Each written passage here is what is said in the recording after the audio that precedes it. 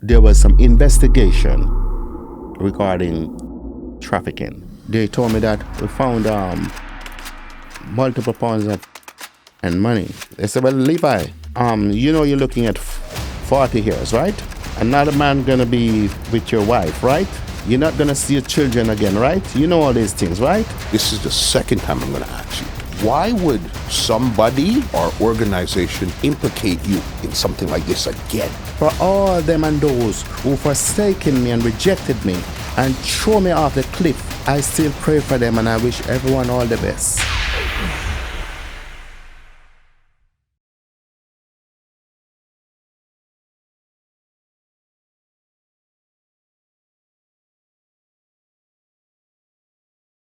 What's going on, ladies and gentlemen? This is Muscle, and this is another Two Line Music Hut's Entertainment Report podcast. And this is a really special one here. The gentleman I have sitting to my left, he's a promoter. He's also a record executive and a recording artist. His name is Colin Levy, aka Iley Dread, aka Char David. There's a situation that he got into in 2018, a legal situation that we want to clear up some stuff because there's been a lot of chatter around, and I felt, okay, this is somebody that we could sit down and talk to. Let's gonna clear it up and see what's going on. So, Mr. Levi, what's going on, boss? Well, first I must say it's good to be back home. Oh, Canada, I love you. And I'm just so thankful for your love and support and prayers. You know, I've got so many support letters from my pastor, my Christian community, my Rastafarian brothers and sisters. It's overwhelming, and I'm sincerely grateful, and I also, grateful for the justice system, because many people in the police community and also help me in this journey to help me to get back home. So it wasn't just on my own will. It was prayers most of all, because God do answer prayers. A lot of us read about these miracles that God has done. He delivered Peter from my situation brought me back to scriptures where I read where God delivered Peter from the prison, and many times people read these things and say, "Oh, that was once upon a time," but God's still doing miracles, because I've been released. I'm a living testimony. I'm alive, and I'm based. If that been for just the false, disturbing charges against me, maybe I wouldn't even come out alive. But I'm here. So I know that it's God intervention most of all. And many thanks to everyone who would lift me up in prayers and support. And I could go on and on, man. My testimony is long. You sure you have time? We have time, you know what I mean? But I want to take you back to 2018, because pre-2018, I'm going to set the stage. When I came to Canada, you've done some of the biggest stage shows. When it came to music production, you had some hot rhythms. When it came to yourself putting out music, you put out tons of music. Many LPs been nominated for many awards. But you see, next conversation we have, that's what we're going to get into. But right now, there's been some legal problems surrounding your name from 2018 that we just want to put it out there and clear the air and let them think and let them understand it the way how they're going to see it coming from your mouth. You understand? So take us back to October 2018. Well, regarding to the case, that what I'm charged for, I'm going to make it word. I'm talking to the world right now, so in everything that I'm saying, there's document to back it up. So it's not just lyrics. A lot of artists write lyrics. I don't write lyrics. I write testimony, because testimony based on truth, so this is the truth, and the living truth. So help me God. On the 28th of October 2018, I was at a location doing some marijuana transaction where there's a brother that came to meet me there.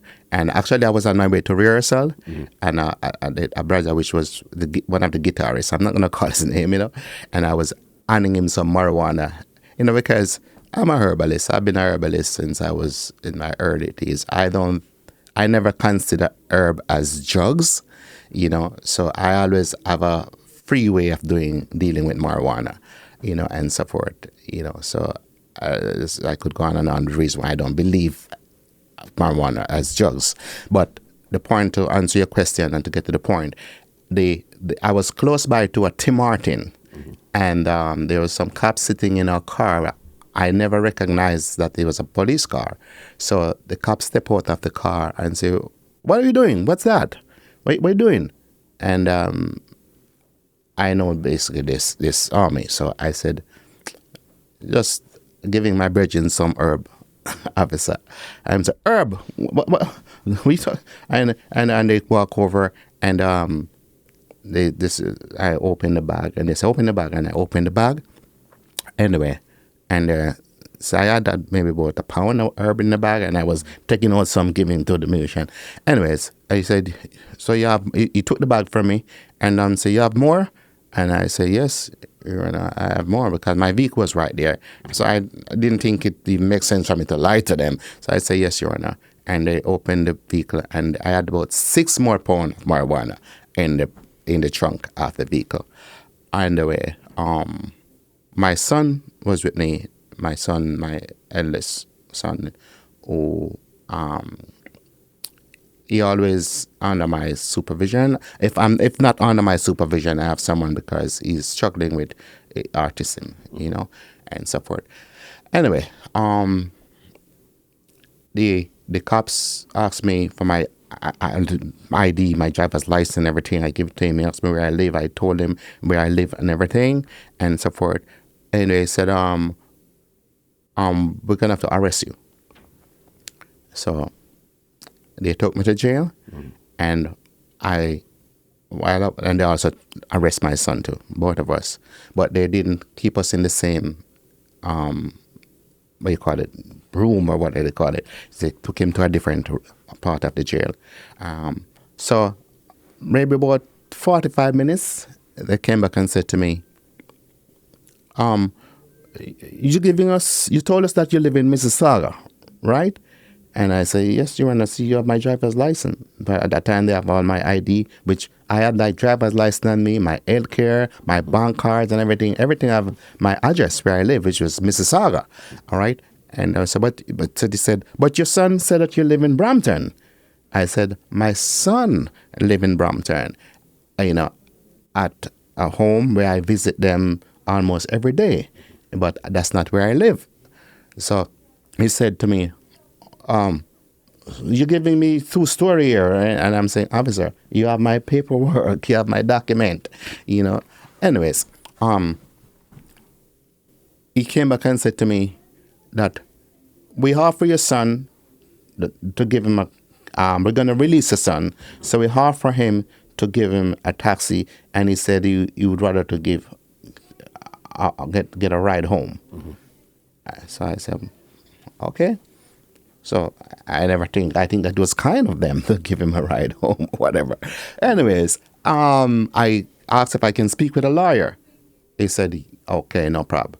And it's like I was there, like that happened about 10 a.m., about 11 a.m., and about 5 a.m. in the evening is before I finally get to speak to a lady. She says she's not really a lawyer. She's forget the terminology, but she said a lawyer would come and see me the following day.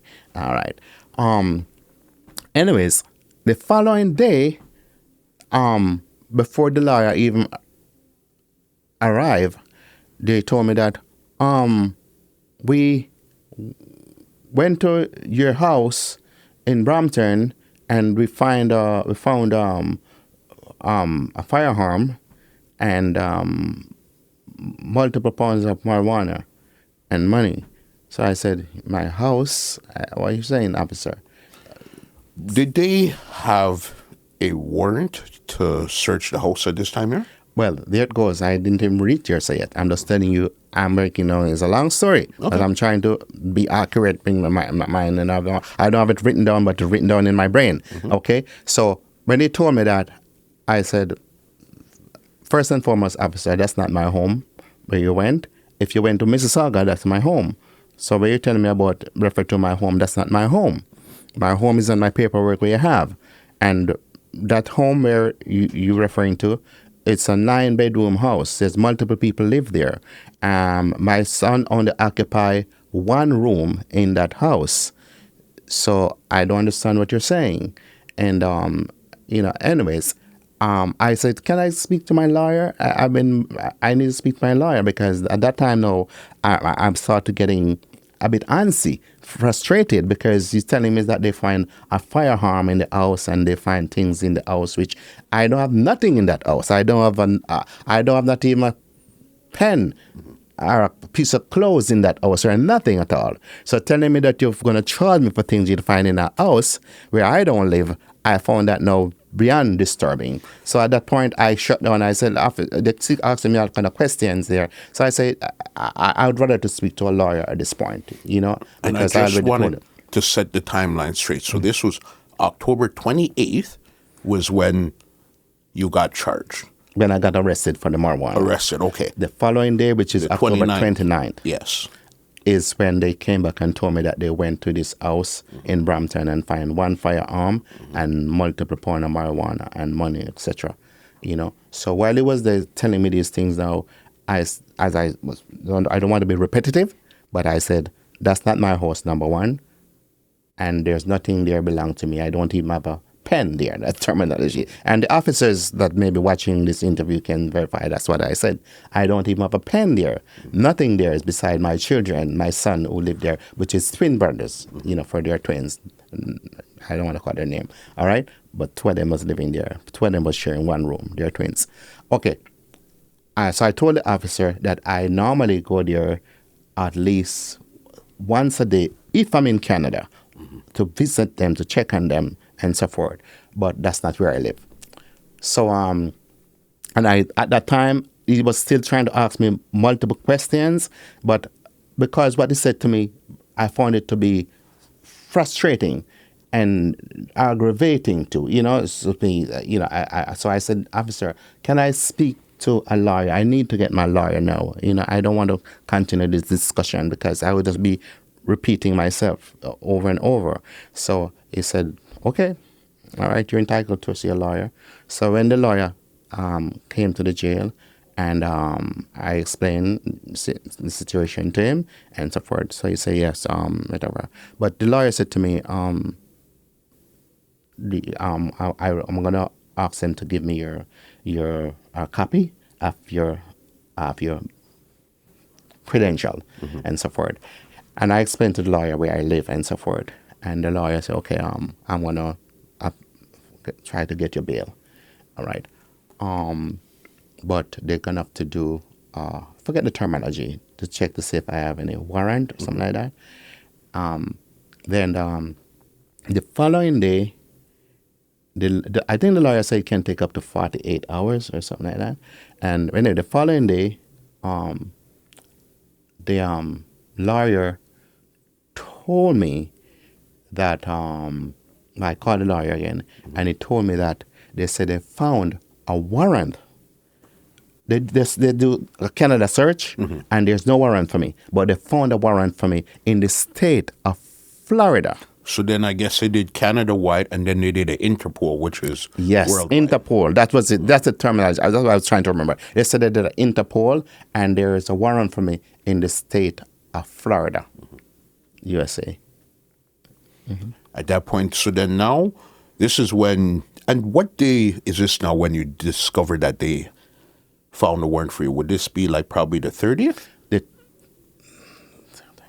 The third, but it was, got arrested October 28th, 29th, that was the following day, so that would be the 30th. Yeah, the 30th. Okay.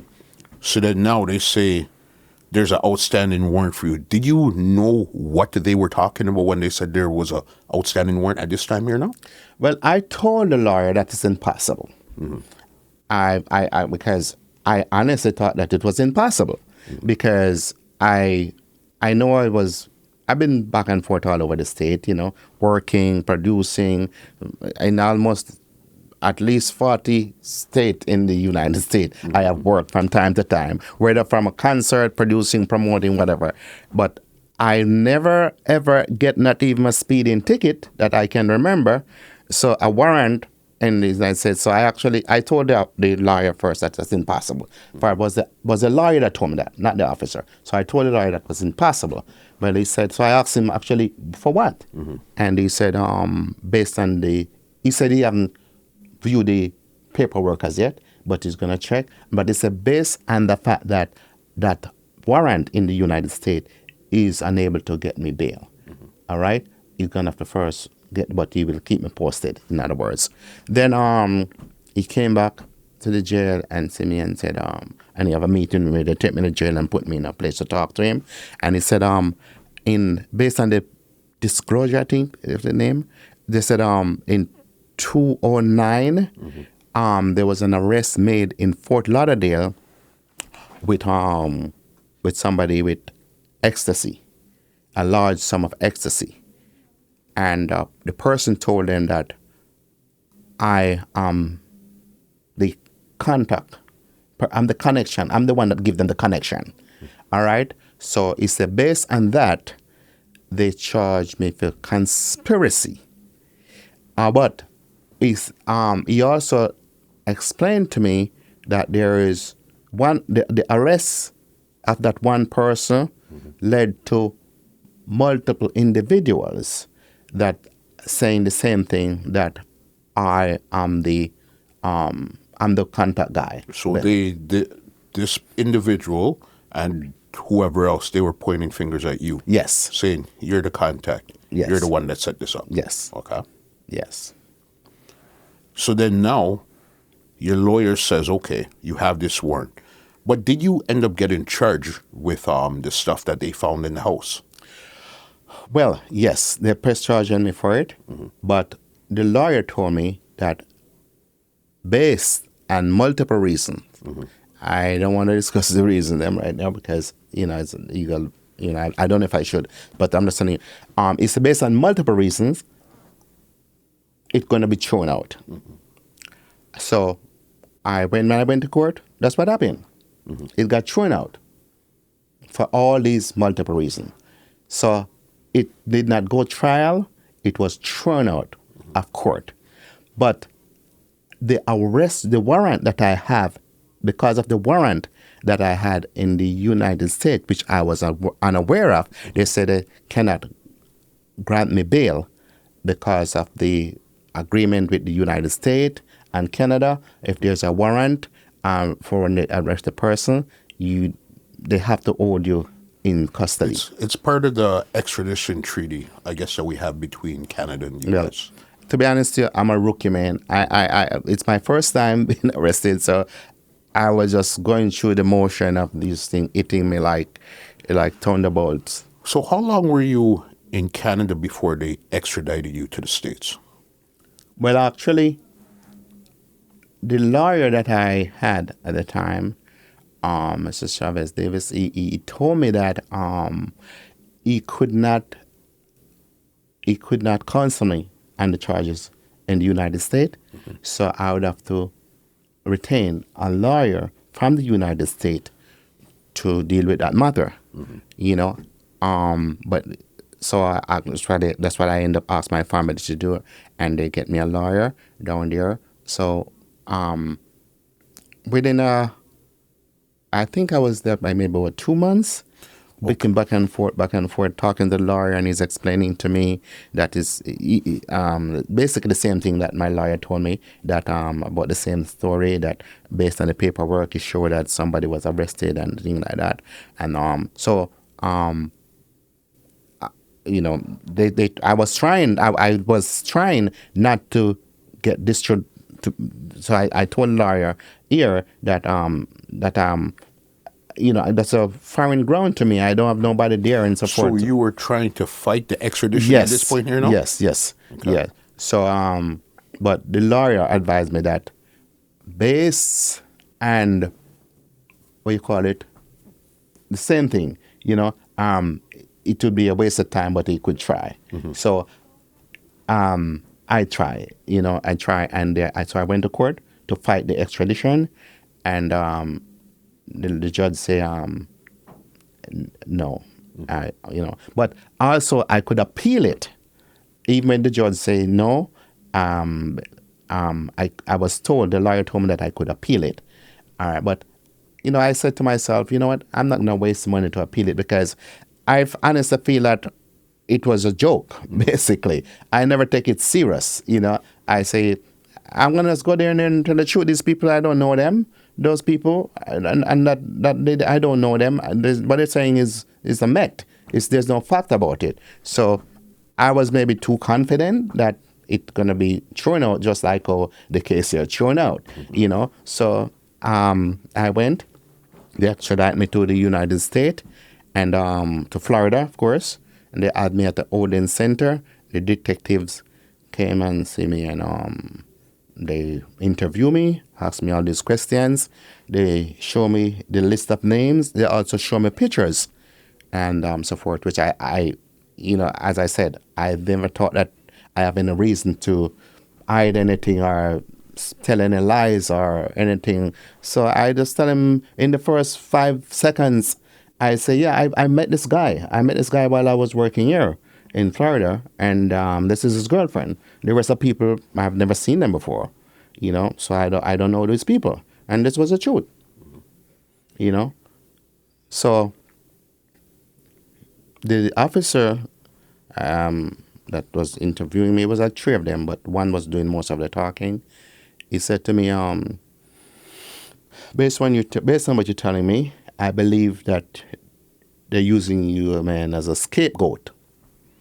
So this is what they The are officer telling told you. me. Yeah. He said, I believe that they're using you as a scapegoat. So you need to help yourself. And we don't need word for word. So the officers might be watching this interview. I'm not lying. They say, we don't need any chicken wings and fries. We need steaks. So help yourself, man. Help yourself. So they, according to what they were saying to you, they believed that you were a scapegoat. But since you were already in their possession, they said, help yourself. Yes.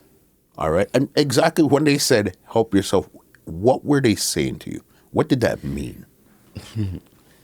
Well, there it goes now.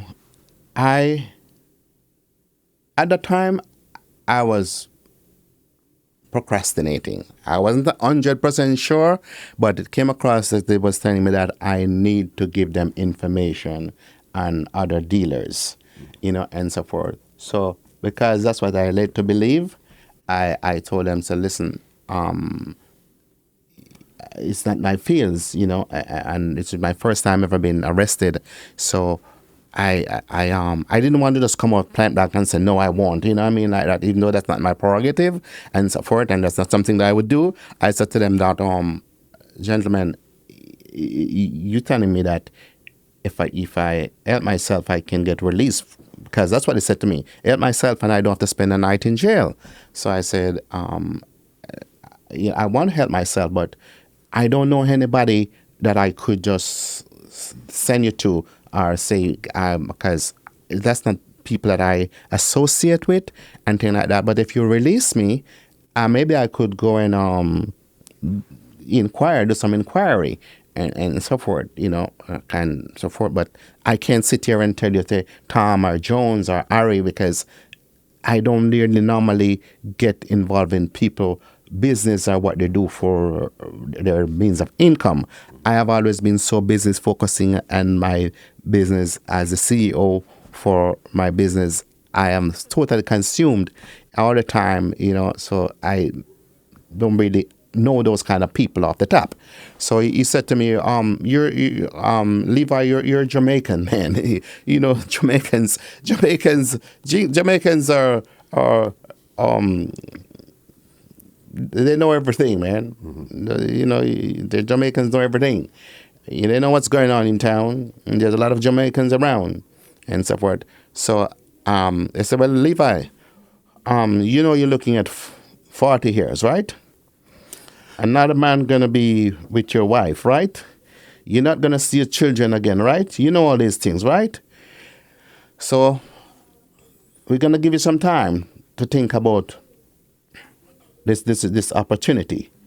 Anyways, they leave and they come back about 3 days after with another deal, which was like, this is a jackpot deal, which I don't even want to talk about this publicly, man, because I never knew. I was blown away by this deal. But it's basically encouraging me to do things that against my morals, I mean, like, our drugs is something that I denounce, so encouraging me to become a drug dealer, to set up people and stuff like, is not something that I would do.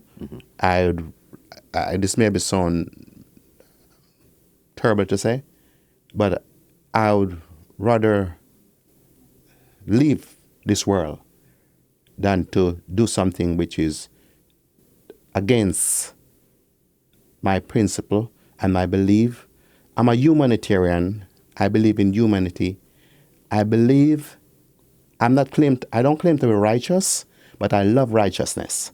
So anything that I think is immoral and destructive, I denounce it in my music and in my life, the life that I live. I know that I'm a role model, and a positive role model, not just any role model. So encouraging me to do things which against what I believe and what I stood for and what I denounce, it's totally unacceptable. It's not something that I would even entertain to do, much as to do. So I shut it down. So they were still thinking that you were the boss or the top guy at this time when they're offering these deals here? Well, I don't know exactly. I can only assume they because I'm telling them that I don't know these people beside this one guy, and I explained to them. I told them the truth that all the guy asked me for if I know a particular name, which I won't say. It's for a company, which is own a trucking company, and I say I don't know, but he said that the company based in Canada, and he lost the link. All right, so I said I could inquire, but to be honest, it's the last thing on my mind. So every time he come to the studio, he would ask me back if I got the link, I eventually called a friend of mine, which was one of my church sister, and she gave me two, not one, but two company with the same name. So I give the company name to the dude, and I saw him maybe about 2-3 times after that, but he never told me whether he got hold of the person that he trying to find or not. Neither did I ask him. It's none of my business, Neither did I ask him what kind of product he want to bring, turnip, thyme, scallion, or onion. I never asked him none of these questions because it's none of my business, number one. And, I never think that I need to. You understand? I thought that a Jamaican to a Jamaican ask you for a link or a contact number, and if you have it, you give it. If you don't have it, you don't have it. But because he keep asking me, I source the number and give it to him. As I said, I don't know what he did.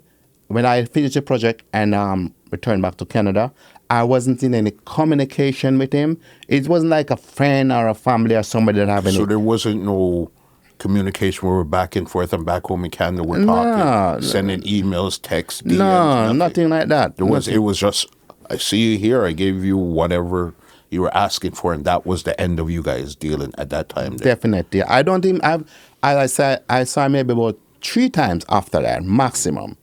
Within the period of time, I was doing a project at a student in the IT factory in Miami, Florida.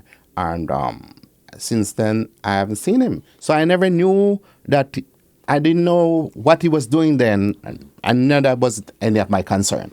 So the charge that they gave you then was conspiracy to distribute and import MDMA, Yes, which sir. would be ecstasy Yes, sir. and stuff like that. So then now, one person said, it's you.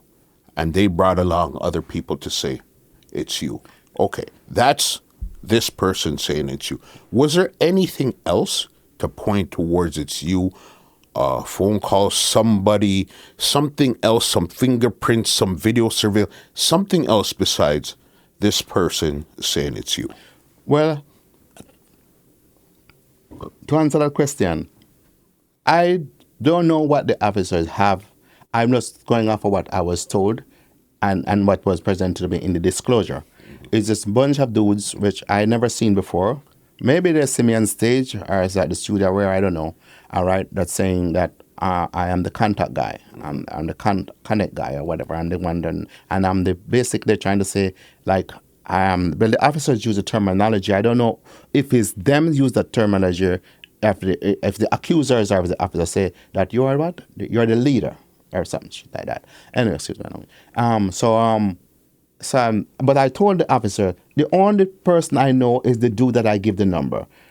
That's the only person, and I actually recognize his girlfriend. Mm-hmm. So his girlfriend, him, and about 6 other dude. But I later learned that the rest of the people was his brethren, you know what I mean, and maybe family or whatever. And right, so he's the one that basically arranged with his friends to say the same thing, because what I later learned is that once more than one person, I don't know if it's all across the United States, but for sure in Florida, once more than one person saying that you're the one that did something, they can press charges on you, then you have to go to court. Mm-hmm. So it's based on who the jury believe. If the jury believe your side, then fine. If the jury believe their side, then you're screwed. Why would he choose you out of everybody on planet Earth to point a finger to? Why you of all people? But can I tell you something? Serious question. I never even thought of it until you say it now. But just to the main fact that I incriminate myself by giving him a number. I was naive enough to think that a Jamaican brother asking you for a number and it seemed like he really needs this number or whatever. So, as I said, I give him 2 numbers, not even knowing if any of those number was the literal number that he need, So, if there's any truth about the story that he gave, is the fact that my involvement is by giving him a number for a trucking company. Mm-hmm. That's my involvement. So, if there's any truth in the story that he gave them, I have to acknowledge the fact because my conscience set me free. I did give him the number, mm-hmm. not knowing that he have ulterior motive, not knowing when he's moving forward in life. I and this is something I tell my children, my friends, my brethren, and everybody. So listen, don't be naive, man.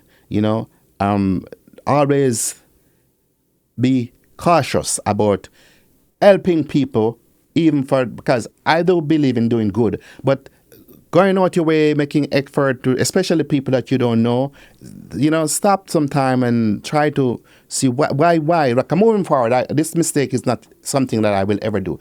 I always be a kind-hearted person. No, I'm not that kind anymore, man, because nobody not gonna just come and ask me for anything and I'm gonna just give it to them our support as I used to be. I'm gonna have to know what the heck are you bringing? What are you doing? What do you want the number for? And if you don't want to tell me, I'm not gonna do it, because for what I've been through, for all the losses that I've suffered, my 3 of my children drop out of college. I've lost so much.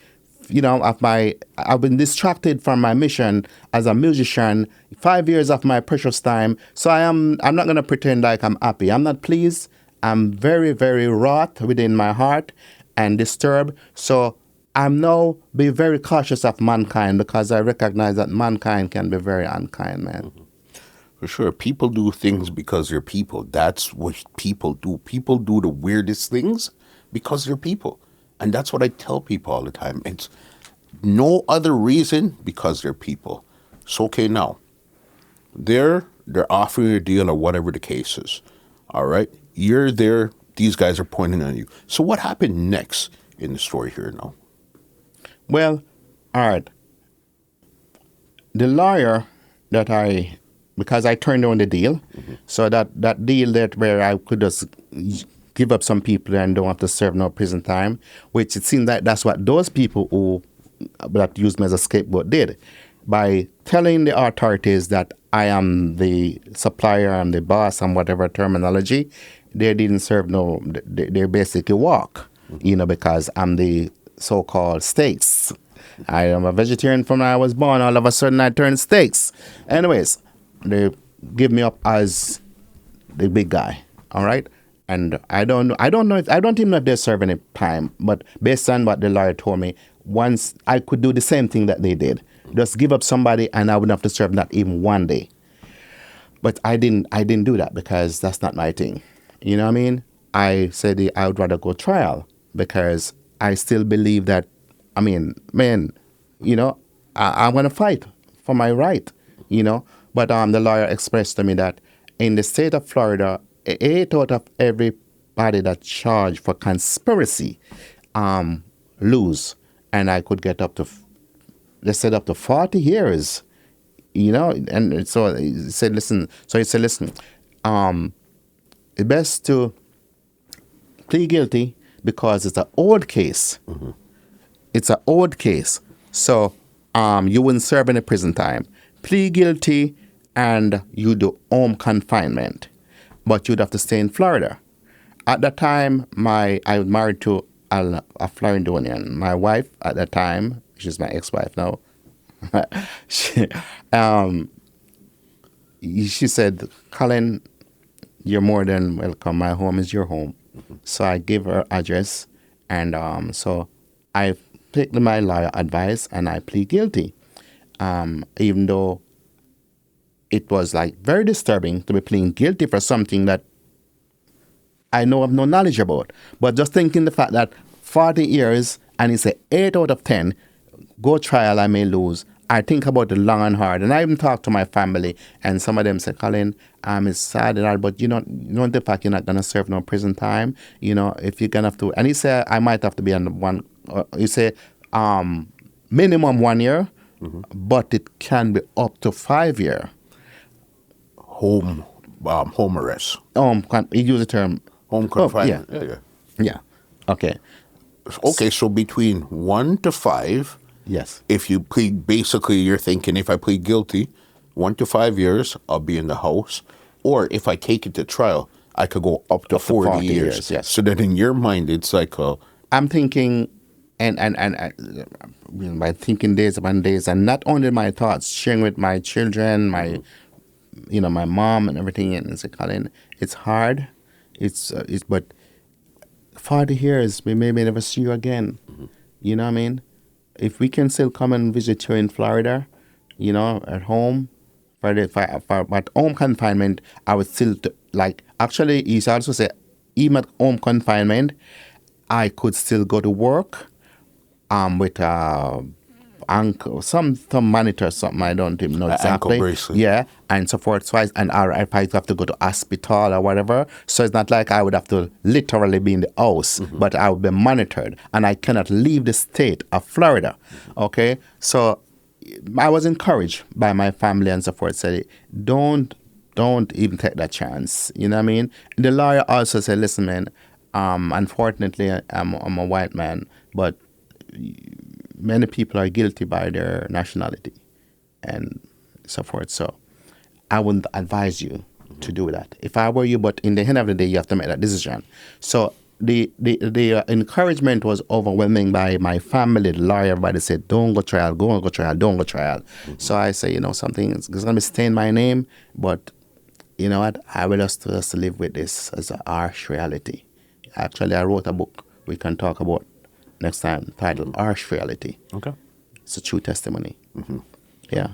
So then you decided, say, okay, you know what?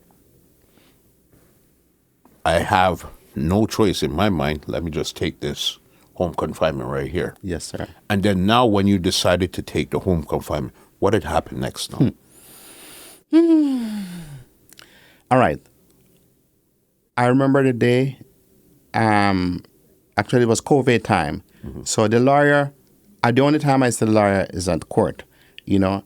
So the plea agreement wasn't presented to me in the jail where I could look it over. It was presented to me in court. So I never really get the time to read all the blueprint, the fine print or whatever. So I thought what he told me was ABC. You know what I mean? You do this 40 up to 40 years, do that, no time, home confinement. So I basically just sign it right there. But after I sign it, the same day I plead guilty or not guilty. So I signed that I'm pleading guilty. So I mean, after I signed it was with 45 minutes or so forth, then the judge arrived in the court and whatever, and the procedure, whatever, you stand up, whatever. So the judge asked me when it was my turn, Mr. Levi, how do you wish to plead? I said, guilty, Your Honor. And she paused maybe about 30 seconds and said, word for word, why are you pleading guilty? So I said to her, I'm just cooperating, Your Honor. She said to me, cooperating? Are you sure no one not telling you to plead guilty? Make sure you're doing this on your own wish. Because if not, I can rip this up right now and throw it in the garbage. So I said, yes, Your Honor, I'm sure. I just want to cooperate. Then she turned and looked at the prosecutor and said, why you guys brought this case before the court? This incident happened like 11 years ago. So, which she was exaggerating because it wasn't 11 years, it was about 9 plus. But she said, this incident happened about 11 years ago. Why you bring this case before the court? The prosecutor turned over and said, he was a fugitive. He was a fugitive. So the lawyer was sitting right beside me. So I said, fugitive? I just came up from Jamaica. I was in Europe last week. I just toured Africa. I've been up and down. I've been on a plane almost every week. How could I be a fugitive? And if I wasn't aware of this. If I knew that there was a warrant for me, I would have turned in myself with a lawyer where I could potentially get banded out. And try to figure out, you know what I mean? Which I would have time is. to fight the case or challenge the case or something. I was clueless about this. So how could I be a fugitive? He said to me, don't worry. We can appeal it. Anyways, I said, can't I change my plea right here? And he said, no, that's not the way it works, Mr. Levi. That's not the way it works. Not even 5 minutes after you plead guilty, you cannot change your plea. We have to appeal it. That's the procedure. Me being ignorant of the law and the forth, I was like, man, I want to do this right now. And he said, Mr. Levi, it don't work like that. Anyway, so they brought me back to the FDC Miami Federal Detention Center. And I tried to call him the same day. He didn't answer. About 2-3 days later, I finally get him. He said, I was preparing your appeal document, and we can go appeal as soon as I receive a retainer. So I said, retainer? I don't have any more money, man. I'll give you all my money. So you were paying him throughout up until this point here? He told me that he need the 45 grand in full because, forget the terminology, but I pay him in full. My family pay him in full, you know. So when he told me, that if we can appeal, I thought that he already got paid. I never knew that he need more money to appeal. So when he said to me, he prepared we call it the appeal document, and but he willing to pursue as soon as he get a retainer. I was like blown away by that statement. So, I said, I don't have any more money. So he said to me, Levi, I already paid from my pocket to prepare this document for your appeal. I have a firm to run. I have employees. You can't expect me to work for free. The money that you give me is already end up in your case. So when you're ready, when you're ready with money, I'm a phone call away. So I was like, I was wondering if I'm dreaming. I was a nightmare or something. Anyway, um, of course, I call my family and so forth. Never want to bother them or whatever, but things tough time hard for the COVID time, people not working, on and on goes, you know what I mean? So I was there waiting, so till my brother who, I don't want to call his name, my brother who live in the United States said to me, why you don't get another lawyer? I have a lawyer that will charge you so much less. And I said, okay, like get him. And so that you get a lawyer, which actually the lawyer is a friend of his. So the lawyer that I had charged me 45 grand, I need another 45 grand. This lawyer charged me 5 grand, 5 grand to appeal. So I was like, glory, hallelujah. 5 grand compared to 45 grand.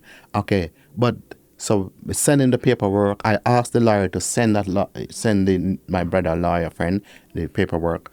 So he leave a message. The officer come and tell me that there's a phone call about a few days later, and so I go on the line and said, Levi, the lawyer said to me, that's the new lawyer, Levi, have you read the document that you signed to? I said, no, it was present to me at court, so I never really get the opportunity to read it. He said, you have 14 days. After 14 days, based on the agreement in this thing, it's not appealable. So how could you sign to something that you don't read? I said, as I explained to him, I received it in the court. I never had it. It wasn't presented to me. It wasn't given to me. So I never had time. So I was just signing it based on what I was told by the lawyer, you know. And I'm saying, so next time you can't do stuff like that. You have to read. You must read what you're signing to, because the 14 days already passed. So I can't do nothing with this. So at this time, when you're trying to appeal, were you sentenced yet, or you just pleaded guilty and then waited to get sentenced? No, never sentenced yet. Okay, so then in this time here is when you're trying to reverse the plea. Yes, definitely. So he said to me, based on what I signed to, the plea agreement have an expiration date, which what you call it, which was already passed. Okay, so he suggested to me that I could file for treaty transfer, because he said if the same charges was in Canada, it wouldn't even go trial. That's he said, she said is not sufficient in Canada. You have to have more things to it. So and he said that, so it's best for me. So that's why I took his advice, and because at that time I have no choice. The only option to get out early. So I applied, but he said it would take up. It can take a year, and sometimes when you apply for treaty transfer, they might turn it down. You might have to file a few times. So whatever. But it so happened that I filed for treaty transfer, and within about 6 weeks, the U.S. government approved of my request, and I was approved to come back since 2002, and but there was COVID, and after the U.S. government approved, Canada also have to approve. So the lawyer sent the document to the Canadian office here, I think, in Ottawa, and at that time they said because it's COVID and it's a slow process, so they eventually approve as well. And so both the U.S. government and the Canadian government approve of my treaty transfer and so forth. So that's how I get here. All of this is going on. When did you get sentenced, and how much time did you get sentenced to? Well, there it goes now. The judge asked the prosecutor, so what time are you asking for? And the prosecutor said, 135 months. So even when he said that, I was like, my brain became so foggy. I said, "What's that?" I said, "What's that?" I didn't think about so many years. I said, "What's?" I asked the lawyer. So what's that? What is he saying? Because because he told me I wouldn't have to serve no time. So I'm saying, what's he saying? He was like, "Am I dreaming here?" Anyway, so the judge basically grant the wish. It wasn't the judge, because a judge can say less, he can increase it or decrease it. In that case, the judge basically just waved her hand, because I plead guilty, silly me, plead guilty to a case that was supposed to be, shouldn't even go trial, because it's but once you plead guilty, then it's your thing, that is So your wish. once you plead guilty in the eyes of the law, Yeah. you're guilty of whatever they're charging you for. Yes, yes. Which, if I knew my right and I did not get proper counsel my lawyer should have pointed that out to me, also to the what you call it, the prosecutors, that the case is above the limit of status. Statute of limitation. Status of limit. Yeah, I'm still a rookie, man. I never really take much time. I watch a lot of I'm TV, still not so I even take understand. much time to learn about the things which I need to do. And I've learned way more than I know then, because now I have to be on my P's and my Q's. No more room for any mistakes for the rest of my life. Okay, so the 135 month is what they asked for, but in the in the state of Florida, I don't know if it's right across. When this, if you get 135 months, you only have to do a part of it. You don't have to do the full. And so what forth. is 135 months in years? At that time, my brain is shut down, so I wasn't even realize that it's over 11 years, like 11 years, 3 months or something like that. But even though that's what the prosecutor asked for and the judge granted, you don't have to do like 80% of that. And then but there's a thing named good times. By not getting in any trouble or whatever, then it reduced. So every 2 weeks would be considered like 1 month or something like that. So I've earned a lot of credits for good times, because getting in trouble is not my thing. You know what I mean? So I've never get in no trouble. So I've earned a whole lot of good times and so forth. And that's why the reason why I was approved so fast.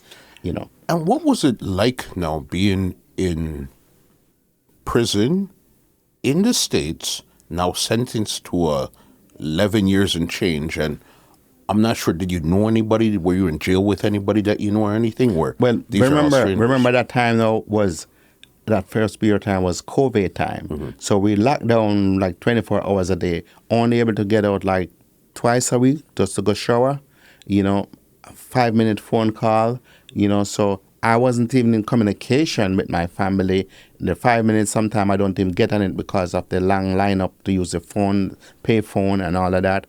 So I was just like in a grave to my side for those first year plus. Just there in the limbo.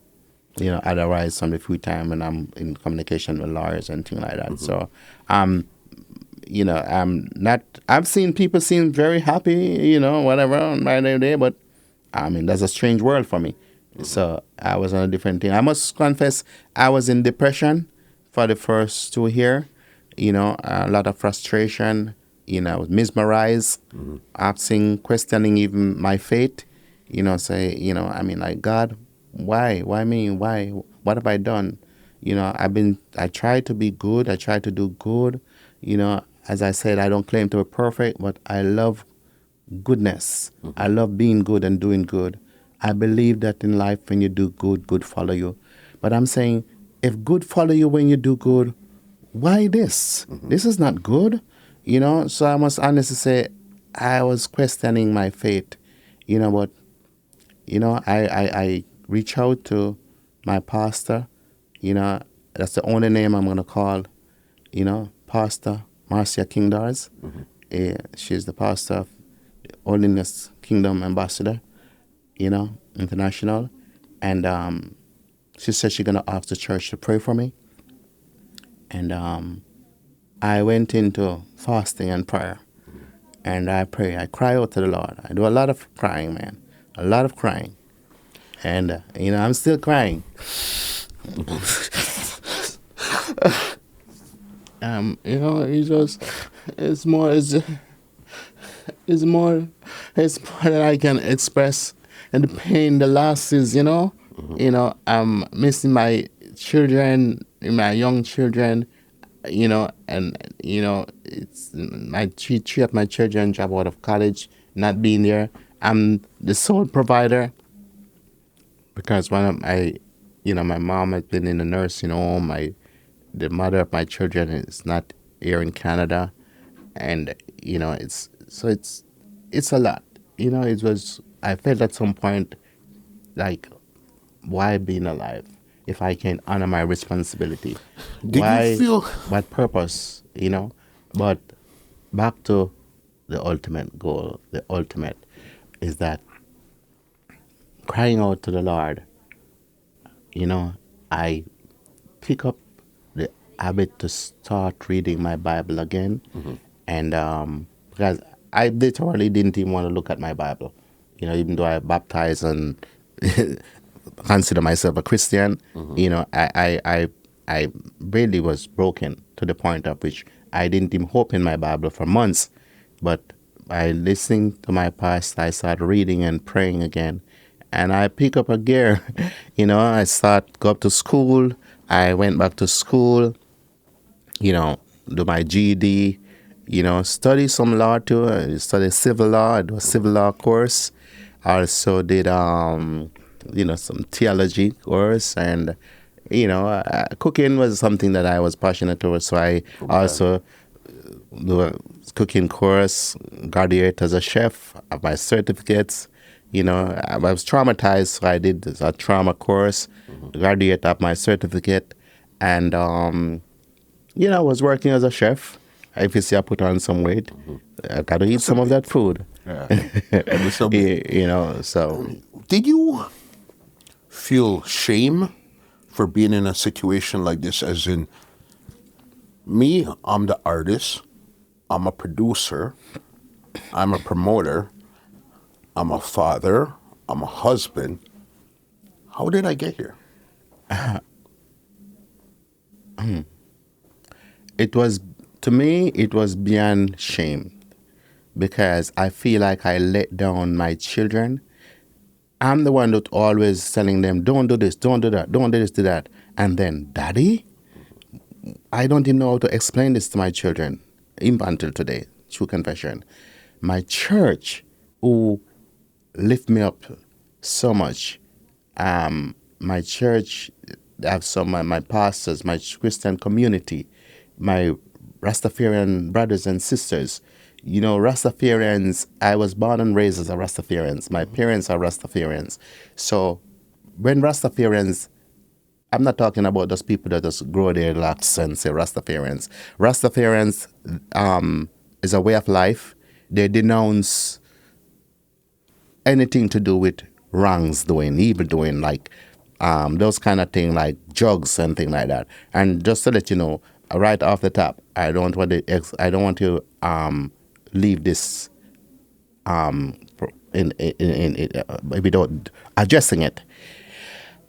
While I was in jail, it was brought to my attention that there was some investigation regarding someone or some people with some firearm trafficking, which and my name was being called, but I never think much of it because number one, that's not what I was arrested for. That's not what I'm charged for. That's not what I'm prosecuted for. So I honestly never think much of it. Until today, I am maybe there are people that I know because I never isolate myself from the community. I'm a people person. I show everyone love. I believe in empathy, and so forth. So as a humanitarian, I never consider myself, not because I'm the CEO for Kings of Kings and I might have a few pennies. I never think of myself bigger than nobody. I always think of myself as the least of the apostles. You know what I mean? I try to, show everyone love. You know what I mean? Of course, if I see you doing something wrong, I'm also going to tell you, say, listen, brother, man, that's not the way to go. Listen, sister, come this way. You know what I mean? And so forth. But I also don't fasten up people business to, like, what are you doing? Or, what I mean? What you do for a living, what have you. I would just say do good. You know what I mean? Because no, all sin is sin, so I don't condemn people for whatever they do for a living or whatever thing. I would just advise people and to use everyone, include my own biological children. So listen, try and walk the straight and narrow road. You know what I mean? Because the fast lane can be very dangerous. The express lane, can move fast to reach your destination, but it's not always the safest lane to take. You know what I mean? Which makes sense, because what you're talking about, this is why at the beginning of this conversation, I wanted to establish the timeline. You said that you were arrested from October 28th.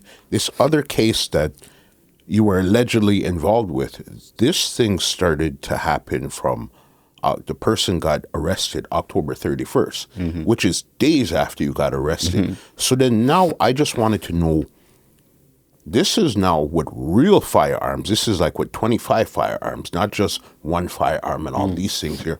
So it's like, again, this is the second time I'm going to ask you, why would somebody, people, or organization implicate you in something like this again? That's a question which I honestly don't know the answer, but I can only speculate that maybe the individuals that they caught are people that I know, but I just don't know what they're doing. I don't know most people business what they're doing. Also, I don't know. I honestly don't know. And as I said, it was brought to my attention by my girlfriend that the lawyer, because the lawyer didn't say nothing to me. My lawyer never told me that. So if my lawyer don't say that to me, I never think that even something. Even when they say they're doing what call it now, a nationwide search to see if there's any. They said there's nothing, before they do the international what you call it? What the proper term? Interpol. Yeah. Before they do Interpol, they do one, and there was no warrant for me beside the state, so there was nothing being mentioned of me charged for anything else. So even when my girlfriend told me that there was some rumor or something, actually since I got out, I recognize that so many people have this illusion, which is a false allegation. It's a misleading information, and there's no truth about it. And I'm not just saying that, man. Here's my paperwork. Sorry. Here's my paperwork. Because sometimes people can say anything. People can say anything, especially if they want to mislead people. But here's my paperwork. This is from the U.S. government. All right? I don't have no charges in Canada. My charges in the state of Florida. All right? So you can look through them if you want, man. Because I know I was looking over them earlier, and it was saying basically that it showed a charge of conspiracy to import and sell, I think, MDMA, but they had the scientific name of the drug out. But I didn't, in this paperwork here that I looked over earlier, I didn't see any Canadian charges. That's why certain things that I looked up on the internet, I don't understand where that's coming from, but in the paperwork, there is nothing to suggest that. But that's not my paperwork. That is the government paperwork from the U.S. government, all right, to show and to state what I charge for. So my paperwork, which presented to the Canadian government, in the country of Canada, which I'm a citizen of Canada, I have zero charges here.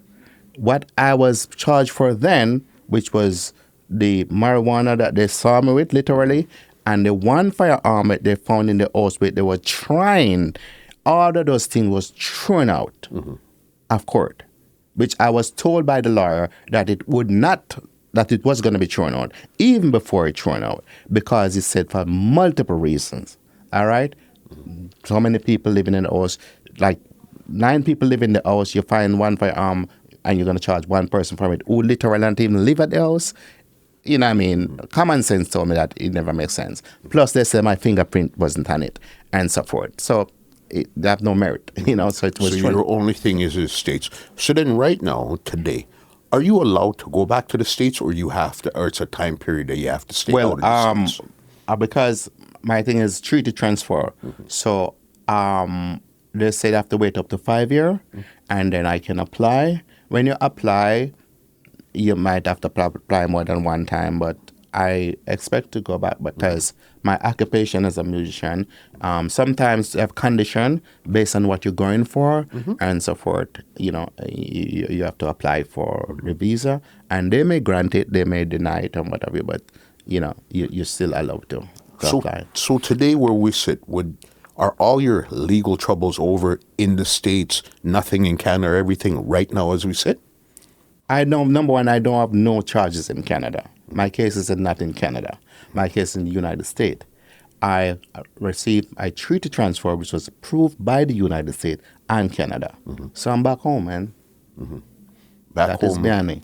ready to reclaim your life. Because remember, as simple as people see, 5 years is a long time to be dealing with a situation, whether I'm guilty or not guilty. That's a long time to be in a situation. It's, to me, it's like 5,000 years to me.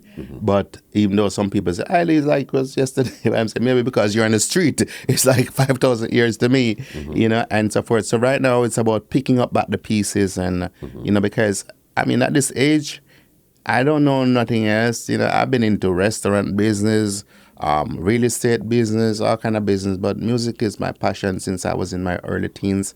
My mom is an artist, is a singer. My dad is a DJ, and so forth. So I grew up in music, and so forth. So that's I'm passionate about it. It's something that's how I send my children to school. That's how and not just my immediate family, there's so many people. I have done so many charity work in this mission. I love to do something where I can, not just for my personal needs, but I can help, because I think that to whom much is given, much is expected. I don't believe that just talk about what other people do. Like a lot of people like to talk about what Martin Luther King do, what what Iley Dread do, what have I done? So I want my children and other people can say, Iley Dread build a school there, no. Iley Dread build a hospital there. Iley Dread help elevate people from poverty, and see it. So I see myself as a motivator. I believe that I have an assignment, and my assignment is to create upliftment for people, not just of my Jamaican community, because I believe in one race, which is the human race. It's not about, because, your country. We are the human race, so I'm not that kind. I don't have that kind of mentality about color, creed, and nationality, and them something, see it. So that is my desire. And from I was a little boy, that's in my genetic mechanism. I'm just a people person.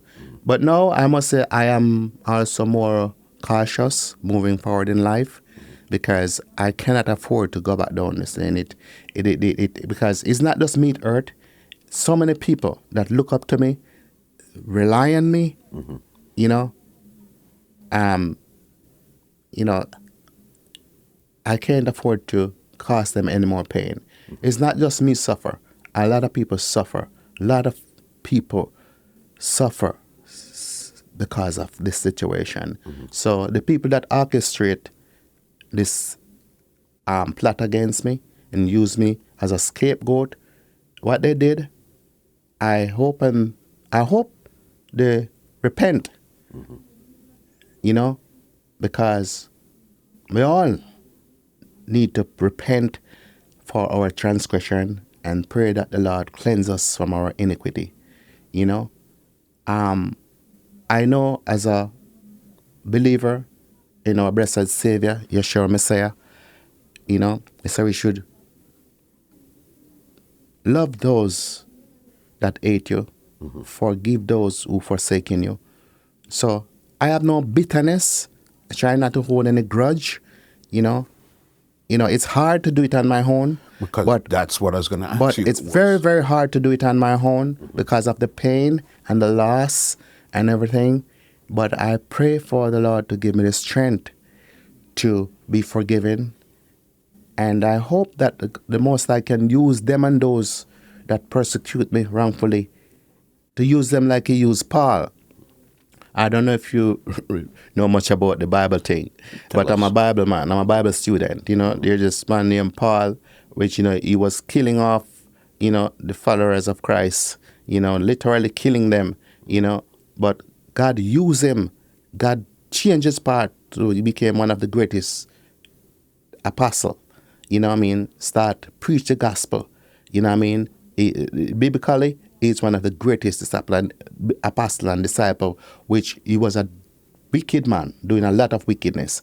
So the wicked man who used me as a scapegoat and his wicked friends and foe, I pray the Lord use them like he used Paul to go and decree and declare the word of the Lord, to go and evangelize, to go and do good. I pray that the Lord cleanse them from their iniquity and wash them of their transgression. And for all them and those who forsaken me and rejected me and throw me off the cliff without them knowing the fullness of the story, I spend any time to learn exactly what happened, who does hear one side of the story and so easily, so quickly condemn me to the grave without knowing if it is factual or not. I still pray for them and I wish everyone all the best.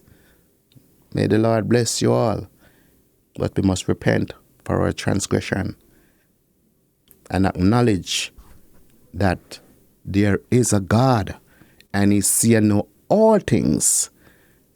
All right? And only him can save us. So what? It's not about Iley. You know what I mean? It's about the Most High. So we can lie about each other. We can do all manner of things. But in the end of the day, God is the judge of us all. Do you care if people are going to watch this and are going to believe you, what's coming out of your mouth? Is that still something that you care about? Do you believe what I'm saying? Because people are going to form their own opinion. They've had their own opinion. This might change. It might reinforce what they're thinking already. Do you really care what people think after watching something like this? Well, you know what? One thing I know in life is that belief is a thing where it's personal. So you can't tell someone what to believe. You can only tell a person something and they're going to arrive at their own belief, But for me, I don't have any reason to lie, because just as I tell the judge, the jury, the prosecutor, the lawyer the truth, so why shouldn't I tell you the truth? It's not like my story changed now. The same story that I've been saying from the day I was arrested is the same story I'm saying now.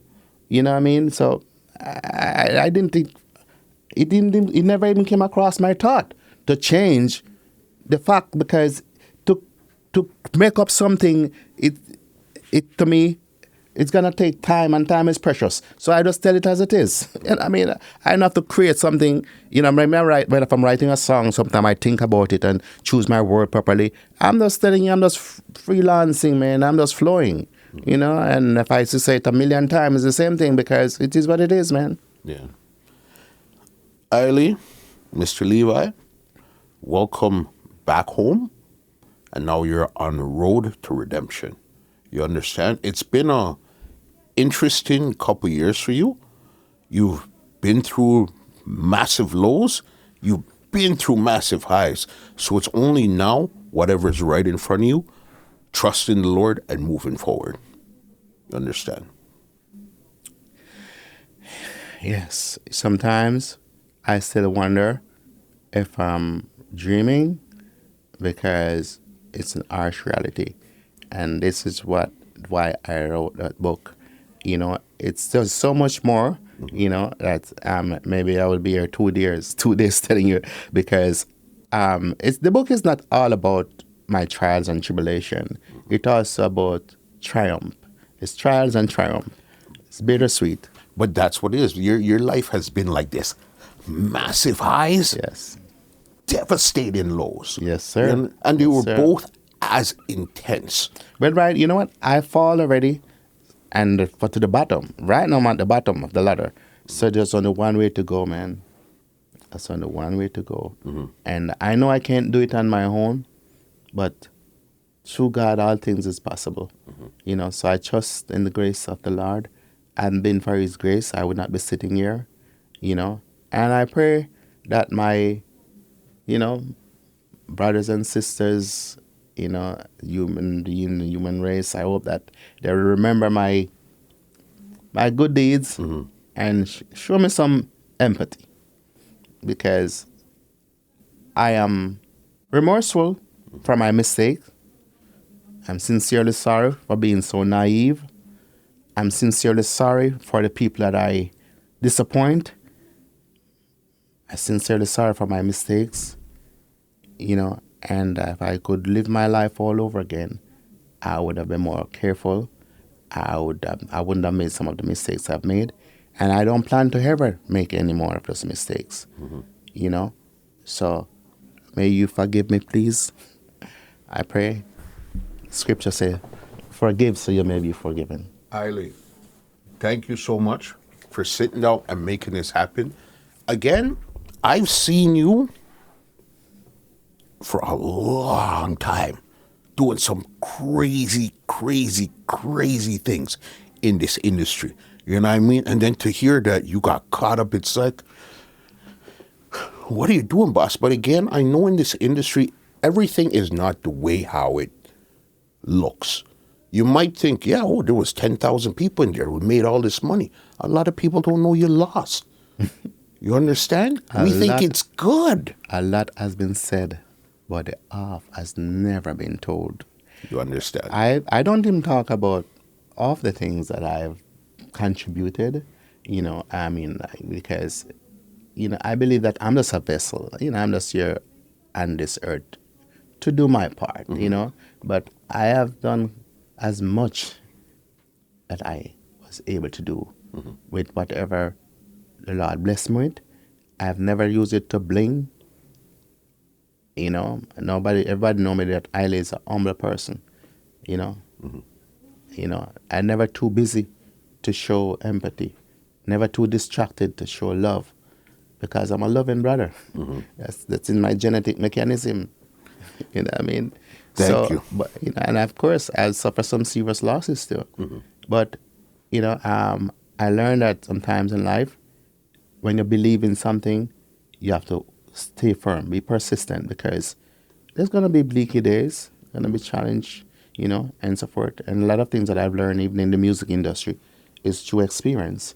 But with all that I've learned, it only makes me wiser and stronger, and makes me more rounded, because now I know what to do from what not to do, so I don't repeat any mistakes. And what I mean, and I'm still learning. I'm still learning. You're going to learn until you take your last breath, until you shut your eyes. You're always learning. A smart person always learns. Yes, sir. You know what I mean? Thank you again for sitting down and laying it out there so they will understand your walk that you've been through.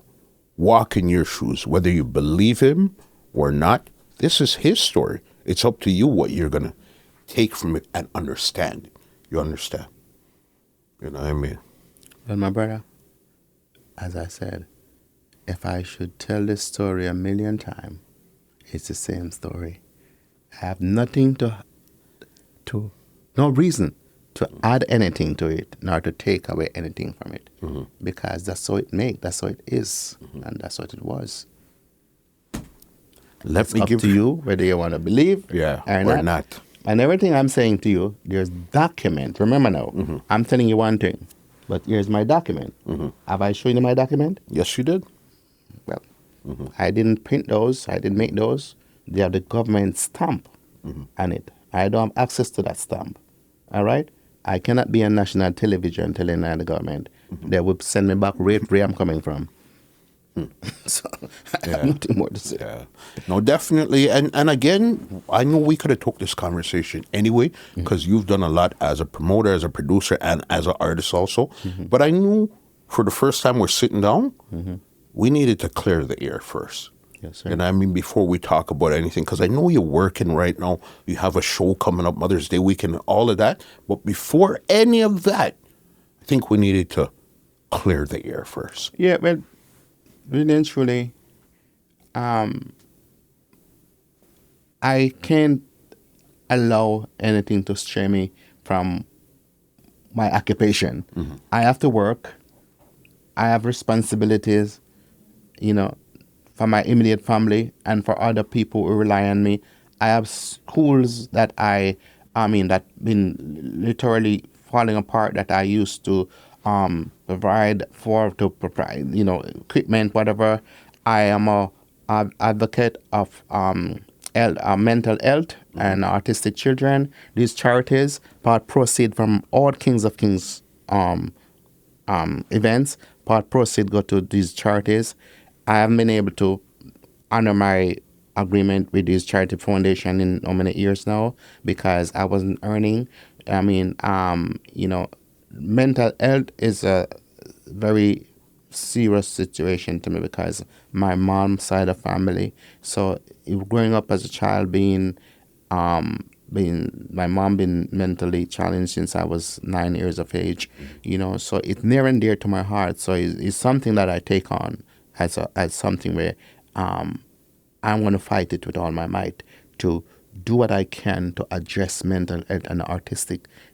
Two of my eldest children suffer with there's autism and so forth. So this charity foundation, some of my personal music proceed from them go towards charity because children with clip flip, like when it was surgery, and these is things that you can see if you do your research, So sometimes people just need to don't be so easy to be deceived and persuaded by, because a lot of things that ulterior motives is a reason for many stories. Remember that. Many stories that you read or see in the news is because of ulterior motives. It doesn't necessarily mean that it's the truth. So sometimes dig a little deeper. Take a little longer. Don't be so hasty to jump to conclusion. Even when it sounds real and look believable, because sometimes people tell you what they want you to think. That's why I'm not just telling you what I want you to think. I am showing you my paperwork and I'm giving you the number for the lawyers so you can verify if what I'm saying is so. So I know when I give you the number, I'm giving you permission to call the lawyer to verify if what I'm saying is so or not. My brother, it's just the truth, the living truth from the crown of my head to the sole of my feet. It's just the truth, and I believe that the truth will set me free and will set you free and will set us free. Even when them give you 5 years in prison, that doesn't mean that the truth don't set you free. You understand? For the system can lock you up, but check this out, sometimes God allow you to go through some things for the greater good. You know, see it? For they lock me up physically, but they could not lock me up mentally because I use that time and I accomplished so much more than what I would have accomplished being on the street. And I will show it to you. I will prove it to you by my works. Definitely. Boss, excellent conversation. Let me just give you an outro and get you out of here from this, everything that you laid out there. You understand? Bam. Well, ladies and gentlemen, this is Muscle, and this has been another Two Line Music Hut's Entertainment Report podcast, and we are out. This podcast is brought to you by www.twolinedmusichut.com.